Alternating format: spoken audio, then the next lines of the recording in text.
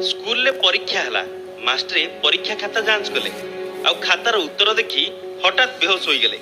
Master काहेकि बेहोश हेले कारण जानिबाकू चाहुचंती कि ताहाले प्रथमे सही उत्तर खाता उपरे टिके नजर पकातु। एहा हेउछि कोनोसी गोटे पिलार नवम श्रेणीर इतिहास प्रश्न उत्तर खाता। प्रश्न रहिछि भारत को काहेकि एक धर्मनिरपेक्ष राष्ट्र कुहा जाय। एही प्रश्नर उत्तर तो देखिबे ता पूर्वरु आमे आपनको सतर्क कराई देउछु। उत्तर देखि सारिबा परे आपनको भी सदमा लागि पारे। परीक्षार्थी जनक उत्तर को ठीक भाबे आरंभ करछंती हेले गोटिए लाइन परठु कोन लेखा होईछि ताहा आमे आपनको ग्राफिक्स द्वारा देखाउछु। भारत एक धर्मनिरपेक्षता राष्ट्र। एथिरे अनेक धर्मावलंबी लोके बसवास करंती।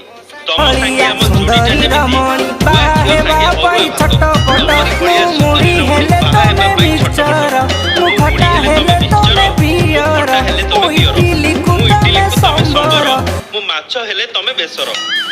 अरे जेते झियो थिले मारण जमा तम परी केही नुह। गुआ घियो अरुआ को गुआ घियो आगो को एमिति अनेक लेखा लेखा होईछि। परीक्षार्थी जनक किंतु भारी चालाक। से उत्तरटी को केमिति शेष करिसंती ता ऊपर टिके नजर पकांतु। भारत रे विभिन्न पूजा और पर्वपर्वाणी होइथाय। एथिरे सब धर्मर लोक शामिल होइथांती। बस एतिकिरे उत्तर शेष। आपण ही कहंतु ए उत्तर पड़ी किए बा बेहोश न हेबो। एही उत्तर खाताटी कहार जणा पड़ी नथिबा बेले सोशल मीडिया रे एहा खूब भाइराल हेउछि।